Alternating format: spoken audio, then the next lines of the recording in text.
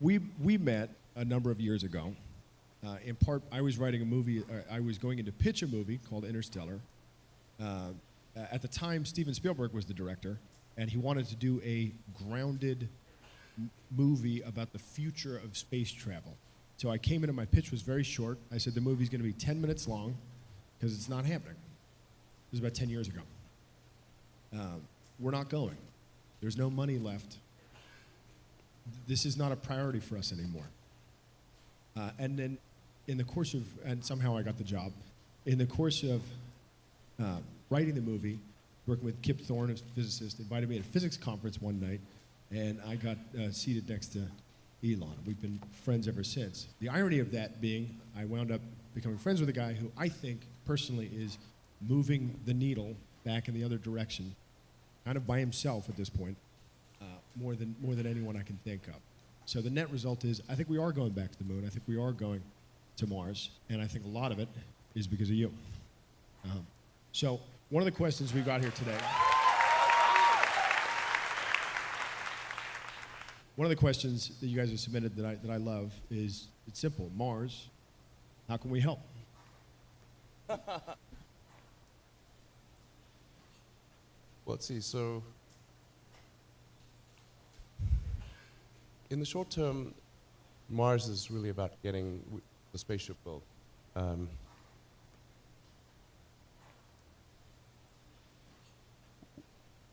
We're making good progress on the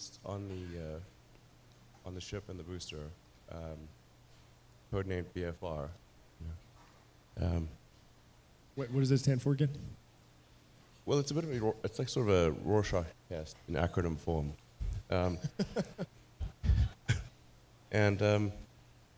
it is very big. Yeah. And I gave a presentation on this at the International Astronautical Congress in Australia last year, and that design is evolving rapidly. We're actually building that ship right now. I think right now that the biggest thing that would be helpful is just general support and encouragement,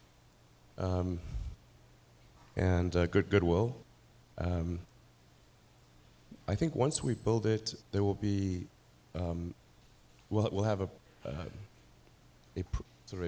point of proof, something that other companies and countries can then go and do. Like, they currently don't think it's possible, so if we show them that it is, then I think they'll up their game and they will build interplanetary transport vehicles as well. Now, once that has been built and there's a means of getting cargo and people to and from Mars as well as to and from the moon, and other places in the solar system, then I think that's really where there's a tremendous amount of entrepreneurial resources that are needed, because you've got to build out the entire base of industry, everything that allows human civilization to exist, and it's going to be harder, a lot harder in a place like Mars or the moon. We're going to need some volunteers to be colonists. Do we have any colonist volunteers here for Mars? Actually, not many hands raised, by the way.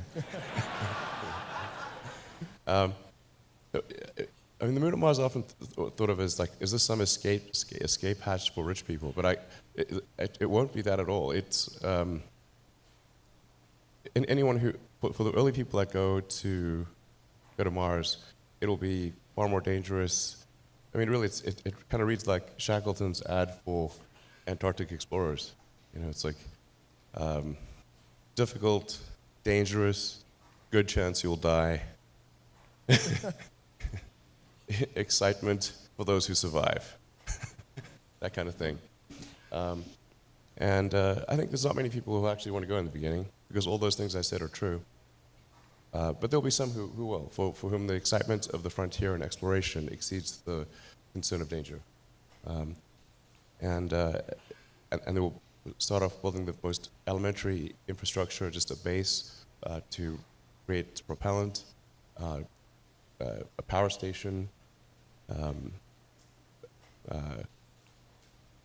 glass domes in which to grow crops, all the sort of fundamentals without which you cannot survive. And then really there's going to be an explosion of entrepreneurial opportunity, because Mars will need everything from iron foundries to pizza joints to nightclubs. Definitely pizza joints. I think Mars should really have great bars. The Mars bar. It's all right. Look, I love dad jokes. All right? What's wrong with me? I'm dad. What do you think the timeline for this is? So I'm feeling pretty optimistic about the timeline, although I can be a little. Sometimes my timelines are a little, you know. People have told me that my timelines historically have been optimistic, and so I'm trying to recalibrate to some degree here. But I can tell you what I know currently is the case is that we are building the first ship, the first Mars or interplanetary ship right now, and I think we'll be able to do short flights, short sort of up and down flights, probably sometime in the first half of next year. And this is a very big booster and ship. The liftoff thrust of this would be about twice that of a Saturn V. So it's capable of doing 150 metric tons to orbit and be fully reusable. So the expendable payload is around double that number. So what's amazing about this ship, assuming we can make full and rapid reusability work, is that we can reduce the marginal cost per flight dramatically, by orders of magnitude compared to where it is today. This question of reusability is so fundamental to rocketry. It is the fundamental breakthrough that's needed. If you consider aircraft, for example, you can lease a 747 and do a return flight full of cargo from California to Australia for $500,000. That's what it costs to lease a 747 fully round trip to Australia, which is far. To buy a single engine turboprop plane, a good one, would be about $1.5 million. And that can't even reach Australia, and it's tiny compared to a 747. So what that means is like it costs less to use a giant plane with huge cargo for a long trip than that costs way less than buying a small plane for a short trip in the aircraft world. And the same actually is true of rocketry. A BFR flight will actually cost less than our Falcon 1 flight did back in the day. Wow. So that was about a $5 or $6 million marginal cost per flight. We're confident that BFR will be less than that. So that's profound, and that is what will enable the creation of a permanent base on the moon and a city on Mars. And that's the equivalent of like the Union Pacific Railroad, or having ships that can cross oceans. Until you can get there, there's no way for all of the entrepreneurial energy to, you can't do anything. There's no way for all the flowers to bloom. Once you can get there, the opportunity is immense. So we're going to do our best to get you there, and then make sure that there's an environment in which entrepreneurs can flourish. And then I think it'll be amazing. A big part of that, and we've talked about this, is inspiring people to look again at this. You know, we were talking about this yesterday. It was our grandparents who went to the moon, and we have not gone back since. You know, in my lifetime, no one's gone to the moon. You and I were having a conversation last year about what to put in Falcon Heavy, and the kind of what's the cargo, and the idea was to to use that as an opportunity to inspire people. Again, Carl Sagan had a beautiful thought many, many years ago that if you just get enough people to look at the Earth from a distance, that it would get them to focus on the problems here and on the possibilities of space exploration. I was fortunate enough to be with you at Launch Control when Falcon Heavy launched a few weeks back, and we made a little movie. We've called it a trailer that sums up that experience. We have it here. We thought we'd play it for you guys again. This is 2 minutes that does a pretty good job of giving you the feeling of what it was like to be there when Falcon Heavy launched. Yeah, we wanted to get the public, we wanted you to get excited about the possibility of something new happening in space, of the space frontier getting pushed forward. The goal of this was to inspire you and make you believe again, just as people believed in the Apollo era, that anything's possible. Thank you.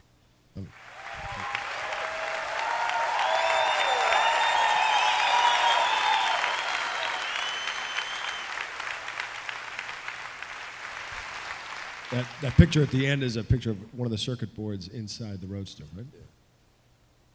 Yeah. We try to confuse the aliens as much as possible.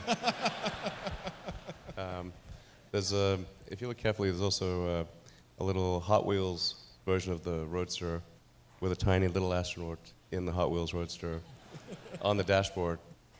That was just by a friend of ours called Nora. Nora suggested that, and so if you guys have any suggestions, let us know.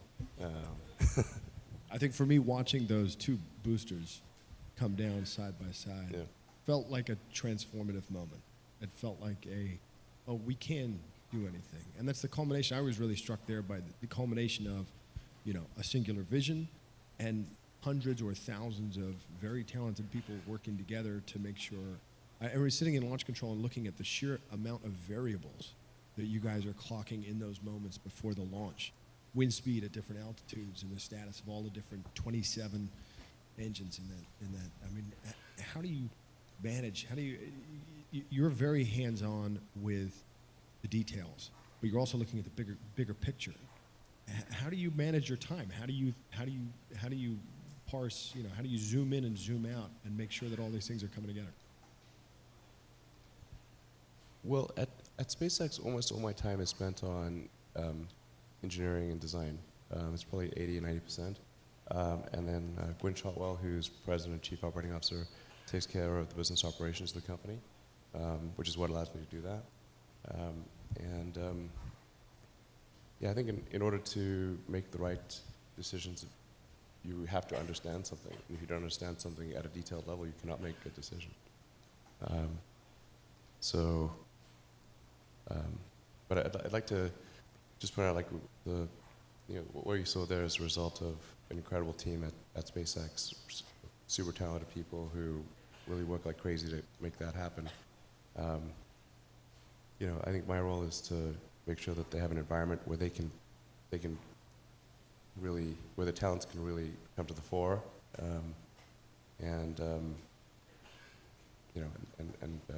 but I can't tell you how honored and grateful I am to work with such a great team.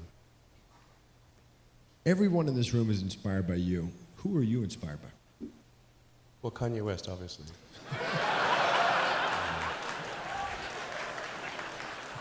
So what do you say?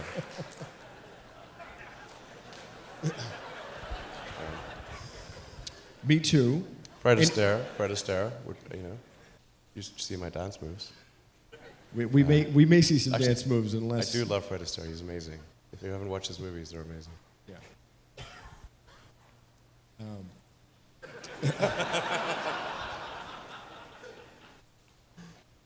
I think for me, when I look at all of the things you've undertaken to do, the commonality is with Tesla, with SpaceX, Solar City, now with the Boring Company. It feels like you're seeing a firmly established and mature industry that is ripe for sort of a quantum shift. That there's an opportunity there for, in the case of cars, it's electrification, which drastically changes the complexity of an automobile and potentially down the line the expense of it. With rockets, it's the reusability of it. With solar, it's about a firmly established energy system that's about to be massively disrupted. This is happening. And with the Boring Company, it's about looking at infrastructure projects which typically take decades and billions of dollars, and looking to reduce the complexity of that. Is that how you see the world? Do you see the things that don't work and can be made better? No. I don't sort of like look at things and say, okay, what's the rank ordered, business opportunity from a financial standpoint, or anything like that. It's really just like there's some things that don't seem to be working, that are important for for our life and for the future to be good. And I have to say that if one were to say like, if one were to do a risk-adjusted rate of return estimate on various industry opportunities, I would put basically building rockets and cars pretty close to the bottom of the list. That they would have to be the dumbest things to do, just because you look at the auto industry, and in the U.S. auto industry, the only two companies that haven't gone bankrupt, at least at some point, are Tesla and Ford. Every other company got bankrupt or was failing and got acquired. There's only two companies that haven't gone bankrupt, and there's a big graveyard of companies that did. So, and then you're going up against entrenched competitors. There's no. I gave basically both SpaceX and Tesla from the beginning a probability of less than 10% of likely to succeed. So why do it? Well, in the case of SpaceX, I just kept wondering why we were not making progress towards sending people to Mars, why we didn't have a base on the moon. Where are the sort of space hotels that were promised in 2001, the movie? It's like, it just wasn't happening year after year. It was getting me down. I look at the NASA website. I was like, where does it say when we're going to Mars? It doesn't. So initially for SpaceX, for example, I thought, well, the genesis of SpaceX was not to create a company, but really how do we get NASA's budget to be bigger? That was initially the goal. So I came up with this little small philanthropic mission, which would be to send a small greenhouse to the surface of Mars. It's called Mars Oasis. And upon landing, the seeds would be in dehydrated nutrient gel, hydrated upon landing, and then you'd have this little greenhouse, and then the money shot would be green plants against a red background. So recently learned that money shot has a meaning that that I wasn't aware of, but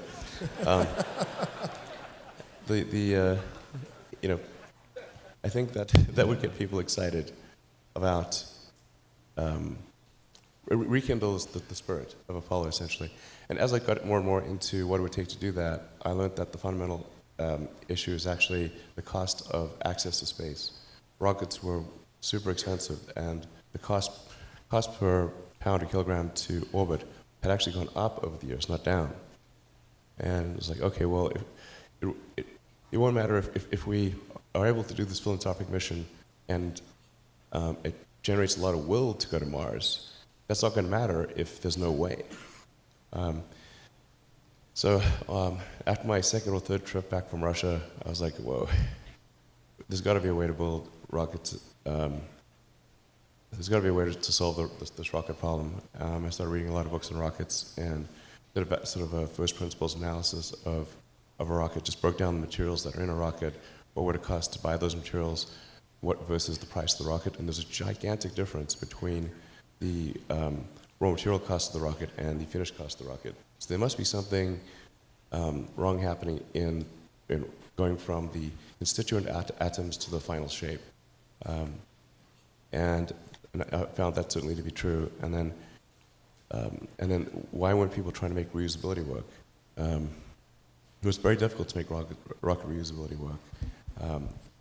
And then unfortunately the space shuttle ended up being a counterexample of don't try to make reusability work, because space shuttle ended up costing more per flight than an expendable vehicle of equivalent capability. So for a long time, people were using the space shuttle as an example of why reusability is dumb. You can't take a single case example and make an entire theory out of it. So there's no question in my mind that if you could reuse the rockets, it has to be true reuse, which means rapid and complete reuse. The problem with the space shuttle is only a portion of the system came back. Like the big orange tank, which was also the primary airframe, was discarded every time, and the parts that were reused were incredibly difficult to refurbish. So the only kind of reuse that matters is if it's rapid and complete. So that the only thing you're changing between flights, apart from scheduled maintenance, is the propellant. So we embarked upon that journey to create SpaceX in 2002. In the beginning, I wouldn't even let my friends invest because I didn't want to lose their money. I thought it was like, I'd rather lose my own money. So, and then we almost did die at SpaceX actually. So I budgeted for 3 flights. I mean, technically, I did have a plan where I had the money from PayPal. I had like about 180 million from PayPal. And I thought, I'll allocate half of that to SpaceX and Tesla and Solar City, and that should be fine. I'll have 90 million, like just lots, But then what happened is things cost more and took longer than I thought. So I had a choice of either put the rest of the money in or the companies are going to die. And it's like, so I ended up putting all the money in and borrowing money for rent from friends. 2008 was brutal. 2008, we had the 3rd consecutive failure of the Falcon 1 rocket for SpaceX. Tesla almost went bankrupt. We closed our financing round 6 p.m. Christmas Eve, 2008. It was the last hour of the last day that it was possible. We would have gone bankrupt 2 days after Christmas otherwise. And I got divorced. That was like rough, man. Women and scar tissue there. Well, it poses a question, or maybe you just answer the question of why is no one else doing these things?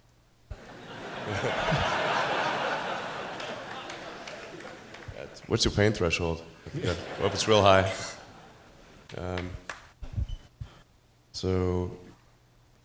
Yeah, I mean, SpaceX is alive by the skin of its teeth, so is Tesla. If things had just gone a little bit the other way, both companies would be dead. And I had, like, one of the most difficult choices I've ever faced in life was in 2008. I think I had maybe $30 million left, or $30 or $40 million left in 2008. And I had 2 choices. I could put it all into one company, and then the other company would definitely die, or split it between the 2 companies. But if I split it between the 2 companies, then both might die. And when you put your blood, sweat, and tears into creating something, or building something, it's like a child. And so it's like, which one am I going to let one starve to death? I couldn't bring myself to do it, so I split the money between the 2. Fortunately, thank goodness, they both came through. We've got a question from the audience that builds on that. What was your biggest failure and how did it change you? What was your biggest failure and how did it change you? Well, I have to really think hard about that. Failure. Never heard of it. There's your answer. Well, there's a ton of failures along the way, that's for sure. Like I said, as I said, for SpaceX, the first 3 launches failed. And we actually were just barely able to scrape together enough parts and money to do the 4th launch. If that 4th launch had failed, we would have been dead. So multiple failures along the way. I tried very hard to get the right expertise in for SpaceX. I tried hard to find a great chief engineer for the rocket, but the good chief engineers wouldn't join, and the bad ones, well, there was no point in hiring them. So I ended up being chief engineer of the rocket. So if I could have found somebody better, then we would have maybe had less than 3 failures. How do you plan a business where you know, the rocket business, you know some of these things are going to blow up on the launch pad? How does the business plan work? I don't really have a business plan.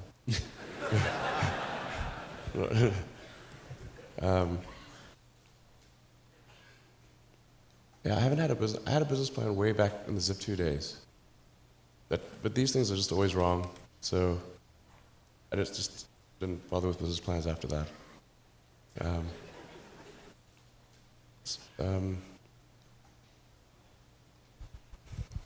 Yeah.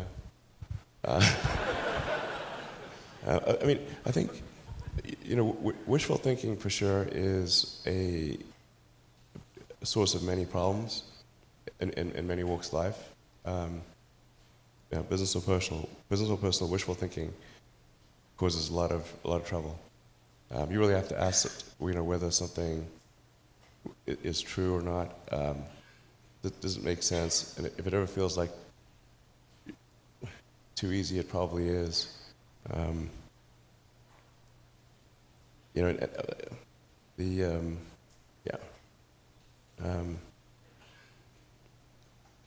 But for all the drama of SpaceX, I think Tesla's actually been probably 2/3 of my total drama dose over time. Tesla's a drama magnet. It's crazy. How do you? I mean, a lot of people want to know. You know, you're managing 3 or 4 companies now, each of them trying to do something revolutionary, each of them challenging a business that has historically been regarded as impossible to challenge or disrupt. How do you prioritize? How do you prioritize between the different companies? How do you prioritize? How do you spend your time? Yeah, absolutely. Actually, could I trouble you for a water? I've got a bit of a cold, so my voice is a bit hoarse. It's okay. In terms of time priority,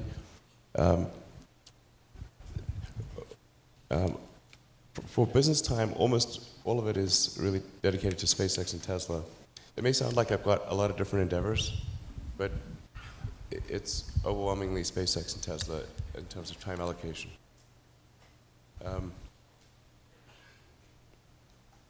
So it's, and then for non-business stuff, it's almost entirely kid stuff. My kids are here today, actually. Brought them along to South by Southwest. Hope they're having a good time.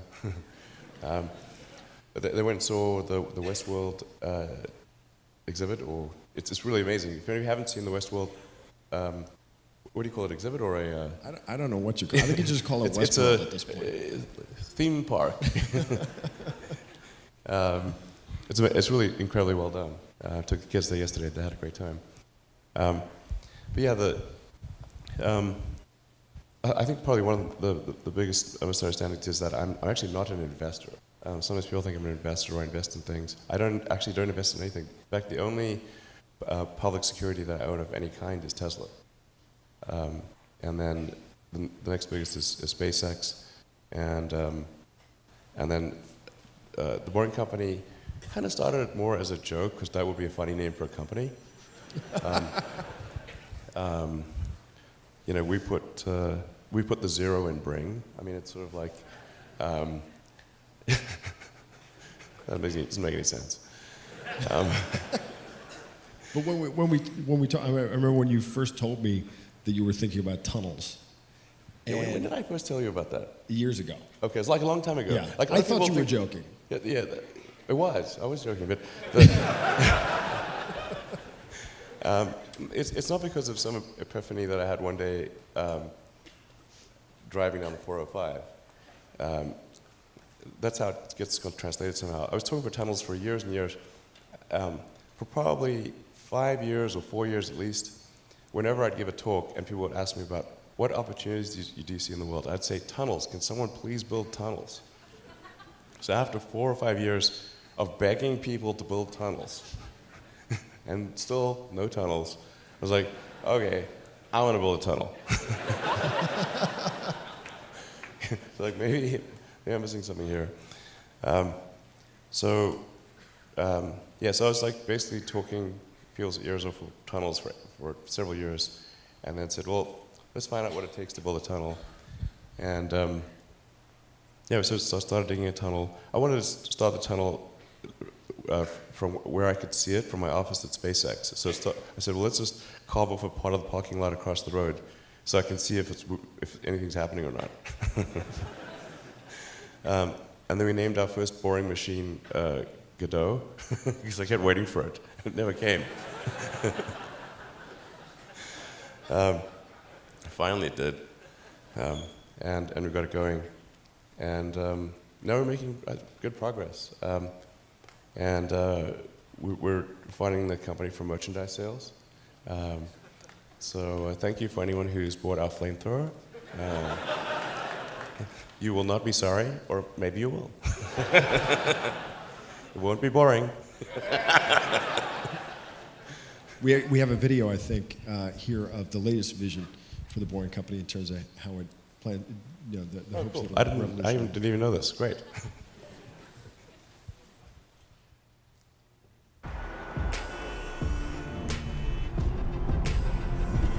We've added seats.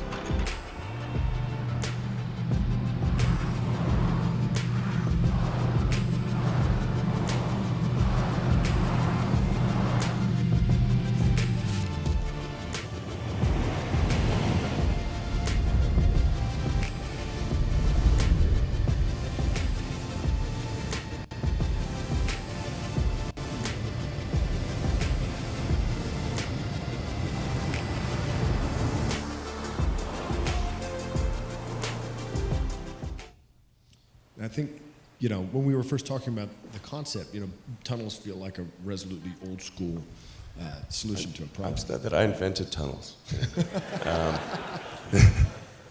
And I always tell holding out hope for the flying car, and then you asked me one simple question that answered the question for me about flying cars kind of forever, which was, would you want your neighbor to have a flying car? Yes, exactly. This is exactly the question. Oh, you want a flying car? How about everyone around you has a flying car too? Oh. That doesn't sound so good. Yeah. And I think one of the interesting things about tunneling is it's one of these things that, you know, there's not a lot of market competition there. It's not a, you know, it's something that's ripe for change. So how do you, yeah, I remember you talked about the philosophy with Godot was to just keep running it basically until you figured out why it can't run any faster. Yeah, so, I mean, the Boring Company, to be clear, it's like literally 2% of my time. It's probably 20% of my tweets. But tweets do not correlate to actual time spent. I mean, I sort of just have fun with the Boring Company, but my time allocation is literally about 2%. Talk about your time allocation. I think one of the things you spend an awful lot of time thinking about, I know, is artificial intelligence. It's something that you and I have as a shared interest, and it's something that our audience is interested in as well. The question here is a lot of experts in AI don't share the same level of concern that you do about the dangers of AI. Fools. What Famous last words. What specifically do you believe that they don't?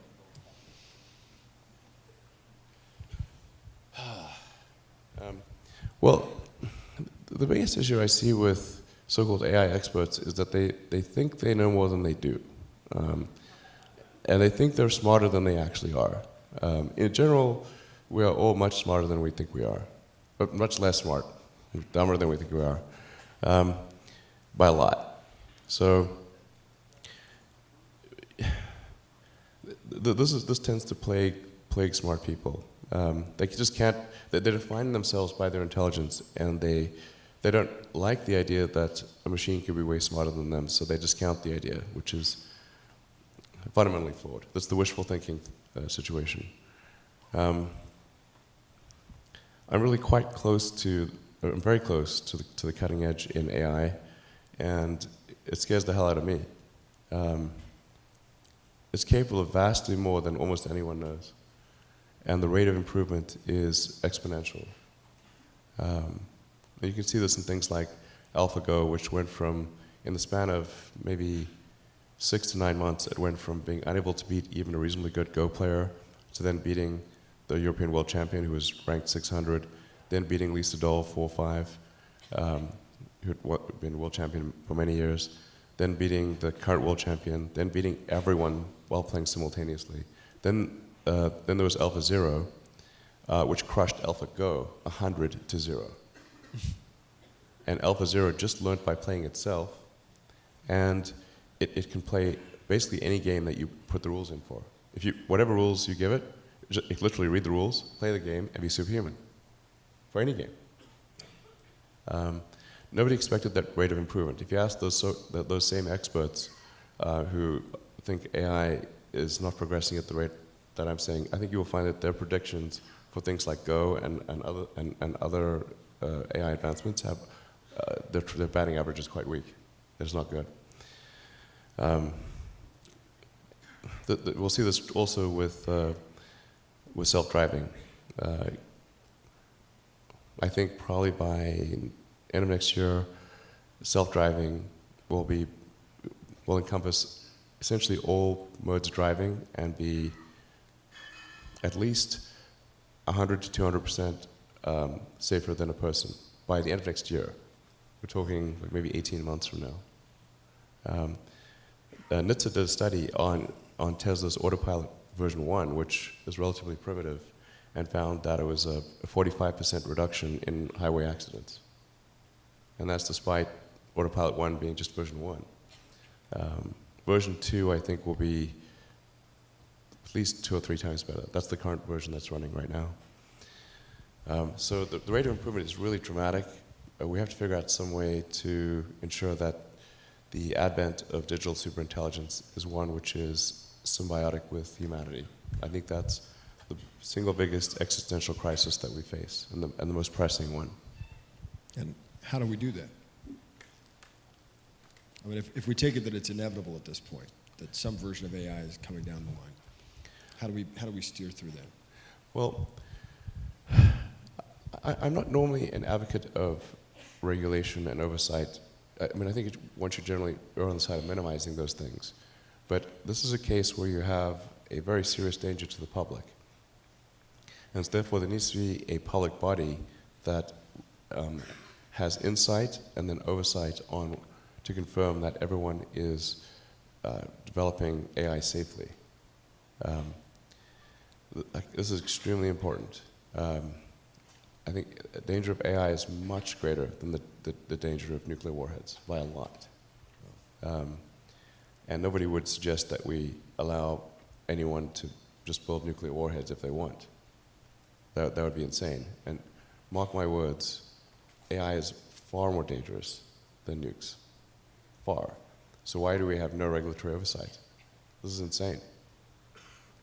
Well, it's a question you've been asking for a long time. I think it's a question that's come to the forefront over the last year, where you begin to realize that it doesn't necessarily, I think we've all been focused in on the idea of artificial superintelligence, right? Which is clearly a danger, but maybe a little further out. What's happened over the last year is you've seen what I've been calling artificial stupidity. You're talking about, algorithmic manipulation of social media. Like we're in it now. It's starting to happen. How do we? What's the intervention at this point? I'm not really all that worried about the short-term stuff. Things that are, like narrow AI is not a species-level risk. It will result in dislocation, in lost jobs, and sort of better weaponry and that kind of thing. But it is not a fundamental species-level risk, whereas digital superintelligence is. So it's really all about laying the groundwork to make sure that if humanity collectively decides that creating digital superintelligence is the right move, then we should do so very, very carefully. very, very carefully. This is the most important thing that we could possibly do. Yeah. Building on that, other than AI and the other issues that you're tackling, transportation, energy production, aerospace, what issues should our next generation of leaders be focused on solving? What else is coming down the line? Well, I mean, there are other things that are on a longer time scale. And obviously the things that I believe in, like extending life beyond Earth, making life multiplanetary. I'm a big believer in sort of Asimov's Foundation series, or the principle that you really want to, I recommend reading the Foundation series, but it's like if you know that there's likely to be, we don't know, but there's likely to be another Dark Ages, which it seems, my guess is there probably will be at some point. I'm not predicting that we're about to enter Dark Ages, but that there's some probability that we will, particularly if there's a Third World War. Then we want to make sure that there's enough of a seed of human civilization somewhere else to bring civilization back, and perhaps shorten the length of the Dark Ages. I think that's why it's important to get a self-sustaining base, ideally on Mars, because Mars is far enough away from Earth that a war on Earth, the Mars base might survive. It's more likely to survive than a moon base. But I think a moon base and a Mars base that could perhaps help regenerate life back here on Earth would be really important, and to get that done before a possible World War III. Last century we had 2 massive world wars, 3 if you count the Cold War. I think it's unlikely that we will never have another world war again. There probably will be at some point. Or if we have another one, it'll be the last. Yeah, it just could be radioactive rubble. So, again, I'm not predicting. It just seems like, well, if you say given enough time, will it be? Most likely, given enough time. This has been our pattern in the past. Like I really believe in the zeroth law of Asimov's zeroth law. Take the set of actions most likely to support humanity into the future. But I think sustainable energy is also obviously really important. It's tautological. If it's not sustainable, it's unsustainable. Yeah, how close are we to solving that problem? Well, I think that the core technologies are there with wind, solar, with batteries. The fundamental problem is that there's an unpriced externality in the cost of CO2. The market economics works very well if things are priced correctly, but when things are not priced correctly, and something that has a real cost has zero cost, then that's where you get distortions in the market that inhibit the progress of other technologies. So essentially anything that produces carbon, it puts carbon into the atmosphere, which includes rockets, by the way. So I'm not excluding rockets from this.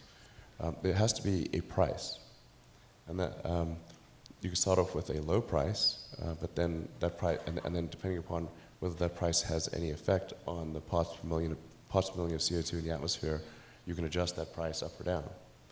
But in the absence of a price, we sort of pretend that digging trillions of tons of fossil fuels from deep under the earth and putting it into the atmosphere, we're pretending that has no probability of a bad outcome. And the entire scientific community is saying, obviously, it's going to have a bad outcome. Obviously, you're changing the chemical constituency of the atmosphere. So, so it's really up to people and governments to put a price on carbon, and then automatically the right thing happens. It's really straightforward. What do we do with the carbon that's already up there? I actually think we can manage with the current carbon level, or even a little bit higher. And this is going to sound like I'm backtracking, but there's actually an argument that more carbon in the atmosphere is actually good, but up to a point. So we might actually arguably have been a little carbon starved. If you go back 200 years ago and say, okay, well, a few hundred years ago, we had like 280, 290 parts per million of carbon. We're probably a little carbon starved. Now we're about 400, just past 400 mark. I think somewhere in the 400s, probably okay. We don't have to worry about sequestering carbon or anything like that. But now, if this momentum keeps going, and we start going up to 600, 800, 1,000, 1,500, that's where things get really squirrely. The sheer momentum of the world's energy infrastructure is leading us in that direction. So it's just very important that the public and the government's push to ensure that the correct price of carbon is paid. So that will be the thing that matters. Yeah. Our audience is very interested in knowing how many hours of sleep you got last night. I don't know, about 5 or 6, I think. 5? I don't know. I feel like we know part of the answer to this because you were trapped in Westworld for a while. But how? I mean, on a regular day for you, are you sleeping? You're not sleeping a lot, right? Well, geez, do I look that bad? No. You look great. Oh, but thanks. we just imagine with the amount of responsibilities, with the amount of with what you've got going on, do these problems still keep you up at night, or do you think we're on our way to solving them? Well, right now, the only things that are really stressing me out in a big way are AI, obviously. That's like always there. And I'm working really hard on Tesla Model 3 production. We're making good progress, but it's hugely hard work. But those are the two most stressful things in my life right now. Yeah. Our audience really wants to know, what do you hope the world will look like for children born today when they're your age? When, sorry? What do you hope for the world to look like? What's the best case scenario? Say we solve these problems. What's that world look like?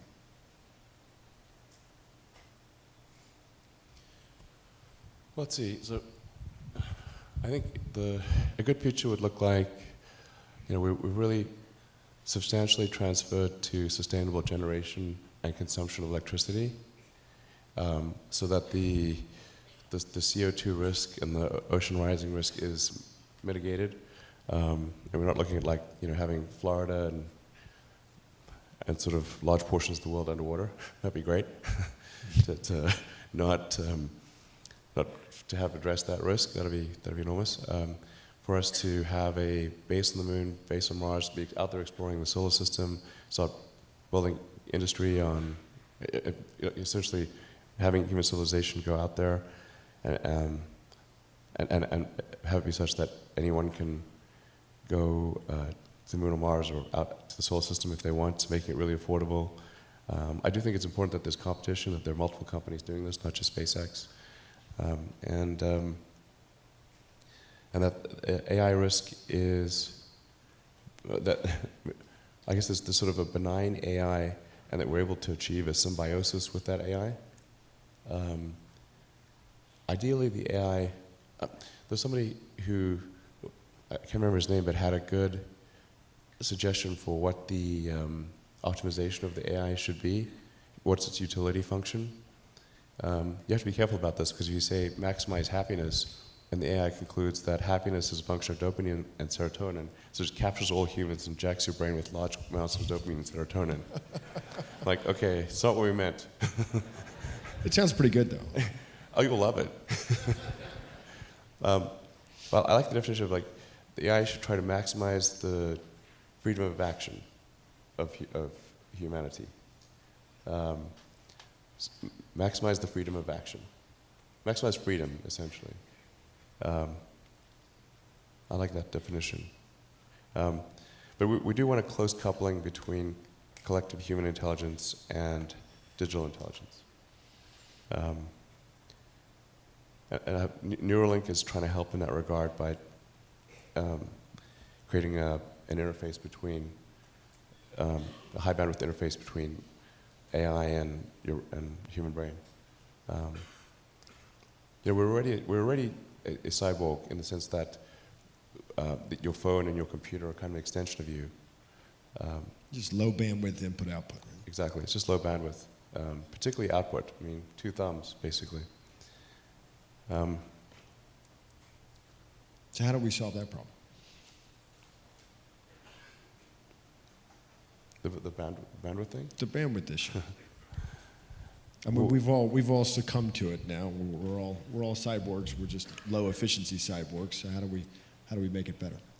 I think we've got to build an interface. Like we didn't evolve to have a communications jack, or some. So there's got to be essentially vast numbers of tiny electrodes that are able to read write from your brain. Of course, security is pretty important in this situation, to say the least. I was going to say, I'm not coming with. I'm keeping my brain air-gapped. Yeah. Well, I think a lot of people will choose to do that. But it's a bit like Ian Banks' neural lace, but in the case of neural lace, it's sort of that's there from when you're born, or it's more of a backup. Sorry? It's a backup. Yeah, kind of a backup. This would be there's a digital extension of you that is an AI, the AI extension of you, a tertiary layer of intelligence. So you've got your limbic system, your cortex, and the tertiary layer, which is the digital AI extension of you. And that high bandwidth connection is what achieves a tight symbiosis. I think that's the best outcome. I hope so. If anybody's got better ideas, I'd love to hear it.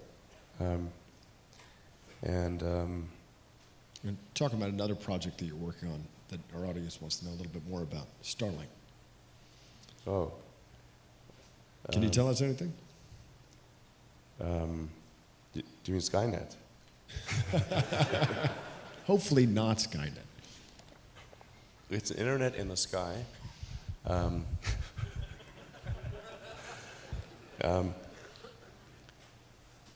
Well, we don't talk that much about Starlink, but essentially it's intended to provide low latency, high bandwidth internet connectivity throughout the world.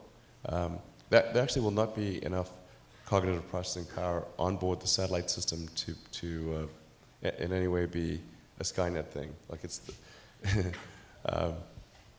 digital AI requires a lot of, superintelligence requires a lot of big servers on the ground. It's too power intensive. But this is intended to provide people with who don't have any internet connectivity with internet connectivity, and it's very good for sparse and sparsely populated and moderately sparsely populated areas, and for giving people in cities a choice of low-cost choice of internet access. But I do think it's going to be important. The Starlink system will be important in providing the funding necessary for SpaceX to develop interplanetary spacecraft, and at the same time, helping people who have either no or super expensive connectivity, and giving people in urban areas more of a competitive choice. Very cool. I have to ask it because it's the #1 question. Just going back to Mars, what kind of government do you envision for the first Martian colony? We're have to be and what's your title? Yeah, exactly. Emperor or God Emperor? I don't know. Might be too much. I don't know. You have to watch my jokes here. Not everyone gets irony. Must remember. So I think I think most likely the form of government on Mars would be somewhat of a direct democracy, where you vote on issues, where people vote directly on issues, instead of going through representative government. When the United States was formed, representative government was the only thing that was logistically feasible, because there's no way, it was no way for people to communicate instantly. A lot of people didn't even have really access to mailboxes, or there wasn't even really the post office was very primitive. A lot of people couldn't write. So you had to have some form of representative democracy, or things just wouldn't work at all. But I think on Mars, most likely it's going to be everyone votes on every issue, and that's how it goes. There are a few things I'd recommend, which is keep laws short. Long laws, it's like that's something suspicious is going on if there's a long law. You know, if the size of the law exceeds the word count of Lord of the Rings, something's which it does, amazingly, then it's like something's wrong. So there should be a limit to the size of the law that you should be able to digest it. Like, how come you can read the Constitution and all of the amendments, like you can read those in maybe an hour? And we govern so much of our civilization by that, and yet modern law is this obtuse, super boring tome that's indecipherable to almost anyone.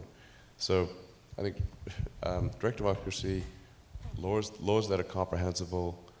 I think having some kind of hysteresis on, like, it should be easier to remove a law than create one, because things just get to inertia. You have to have something that's going to overcome inertia.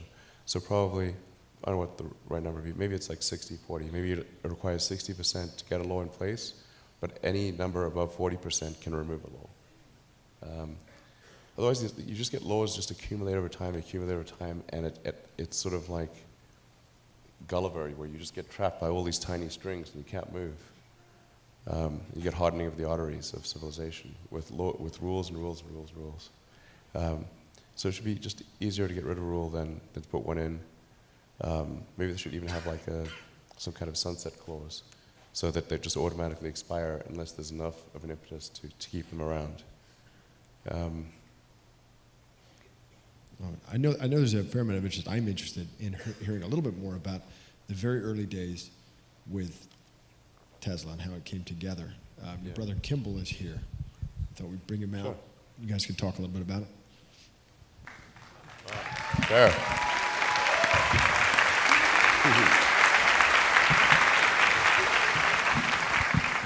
You guys might get lucky tonight. I notice you have a guitar. I'm going to ignore that. We got hats, we got a guitar. But I would guess there are a fair number of entrepreneurs here today, and a fair number of people interested looking at Tesla, which now extraordinary success of it. You know, how did this come together? I mean, when you guys were looking at, I know famously, you know, you were looking at problems you could solve. What do those conversations look like?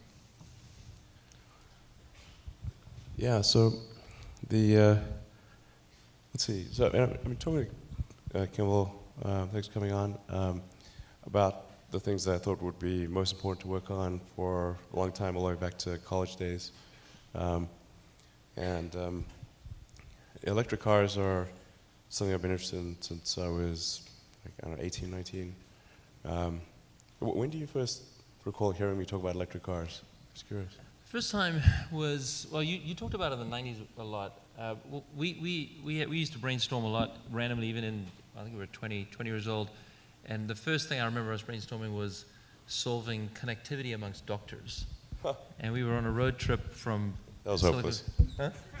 A long time ago. We had a lot of doctors in the family, so we had the information. But the idea was really to solve that problem where we, from Silicon Valley to Philadelphia, brainstorming how you do it. This is before the internet, so we you know, in our minds, designing network computers, doctors talking. This has all happened, of course, over 25 years, but that's sort of the first time I remember us really trying to solve a world problem, and unless it was a world problem that was really important, it just wasn't that interesting to us. Electric cars, you talked about for a long time, but I remember walking into your house once, this is in probably 2002 or 2003, and you had these plans laid out that the team at Tesla had, or the earlier guys had basically said, you know, we're going to take this Lotus Elise and we're going to convert it into an electric car. And, you know, we sat down and talked about it for a bit, and it wasn't so much that it could be done. I think we all believed it could be done. It was more just the attitude that it should be done. And then it went from there. Yeah, well, the first internships that I had that were interesting were on ultracapacitors for use in electric cars. So that's why I first came out to Silicon Valley in like 93 or 92 or something like that, was to work at a company called Pinnacle Research on advanced ultracapacitors with the idea that this could be a solution to the energy storage problem in electric vehicles. And then when I graduated from Penn, I was going to be doing a PhD at Stanford in material science and physics, trying to figure out if there's a way to solve for an ultra high density solid state capacitor that would have enough range to power an electric vehicle. So, in fact, that's in '95, and then I wasn't sure. This is one of those things where you could work on it for a long time and discover that there's actually no good solution. You could publish a paper and you get a PhD and all that, but it would be academic in its value. So in '95, I had a choice of either work on this energy storage system for electric vehicles or try to play a role in building the internet. But the internet stuff was happening right then and there. Whereas the electric vehicle technology was going to progress slowly on its own, whether I was there or not. So I thought, well, I'll put the grad studies on hold and do something to help build the internet, or do something useful on the internet.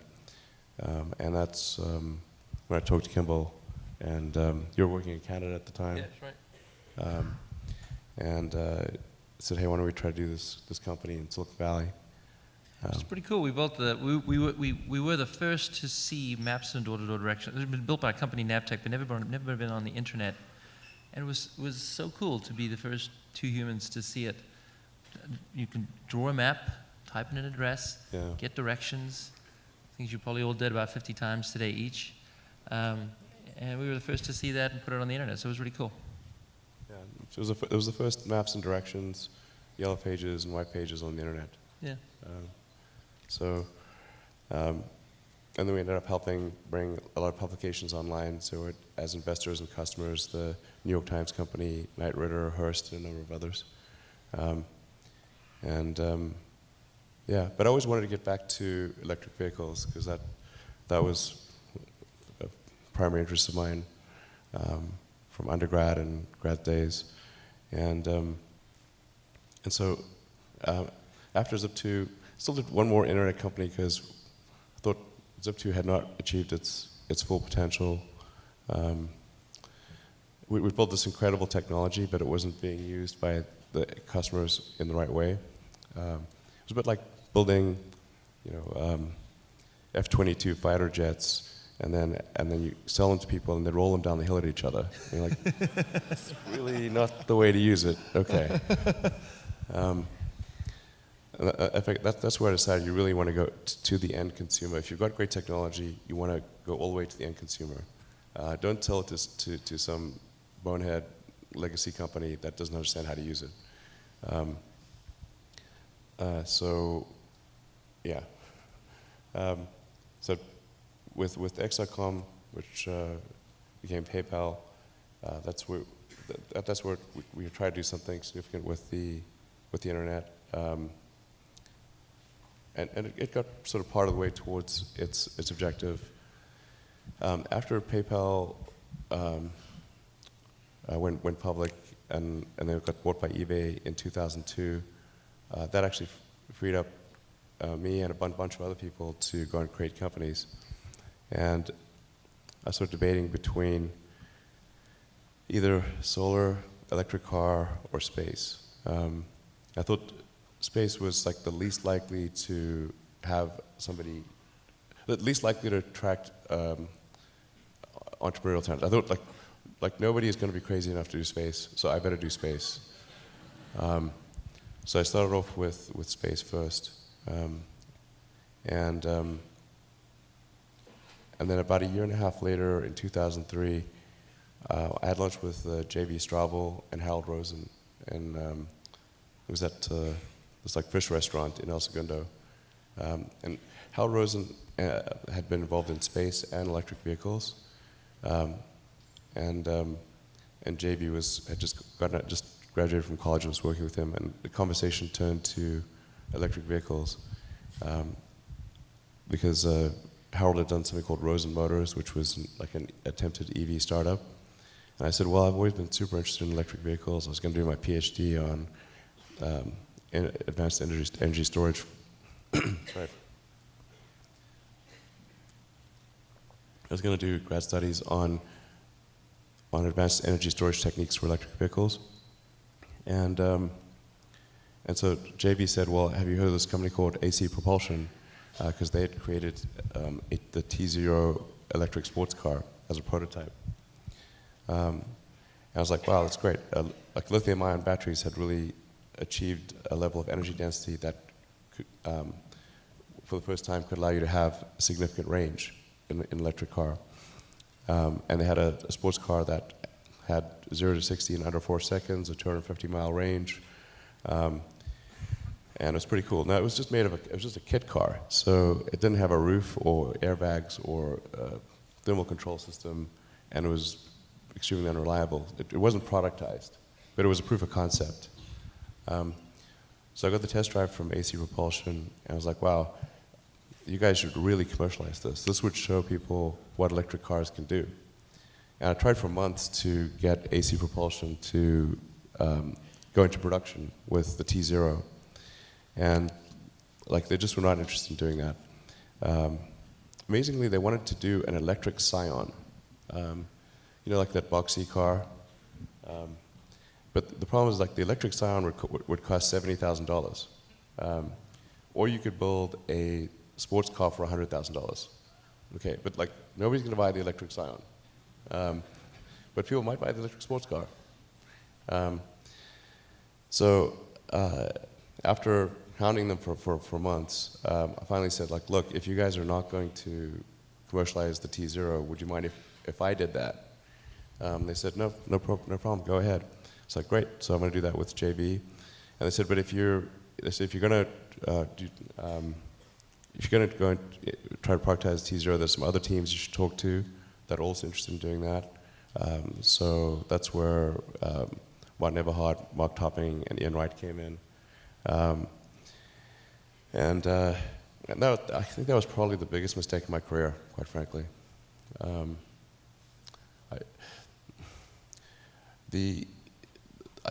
I think whenever you think you can have your cake and eat it too, that's something you're probably wrong. So I thought I can keep running SpaceX. I'll dedicate 20% of my time to Tesla, and that'll be fine. But actually, it didn't. Things really melted down. Went through hell. We had to recapitalize the company. Kim was there seeing it in real time. So Silicon Valley, accurate or not accurate? The show? Yeah. It starts to get very accurate around episode 4. So it took a few episodes to kind of get grounded. The first few episodes struck me as Hollywood making fun of Hollywood's idea of Silicon Valley, which is like not on point.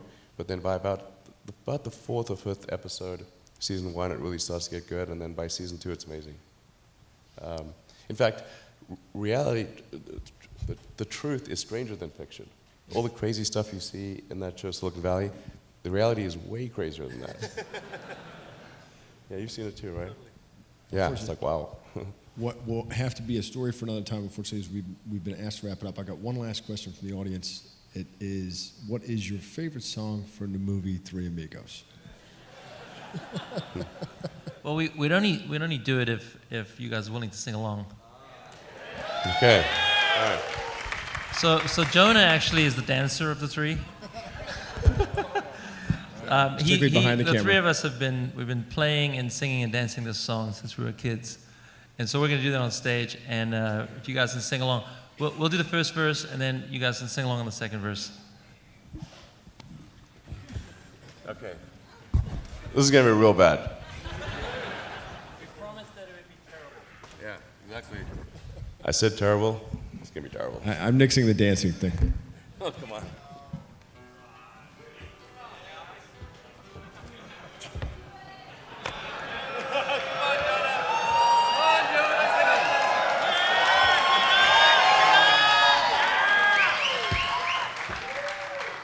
This is gonna hurt.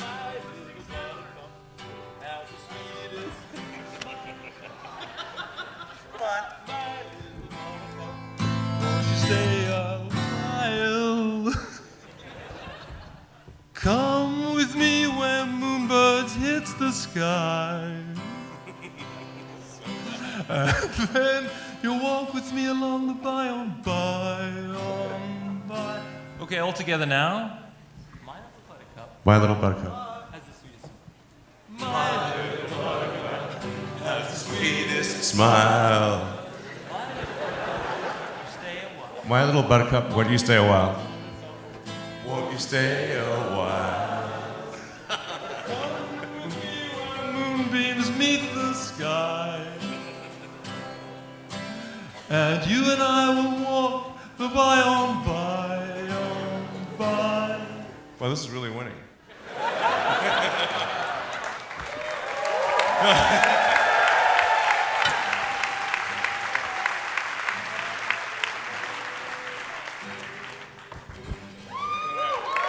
Thank you.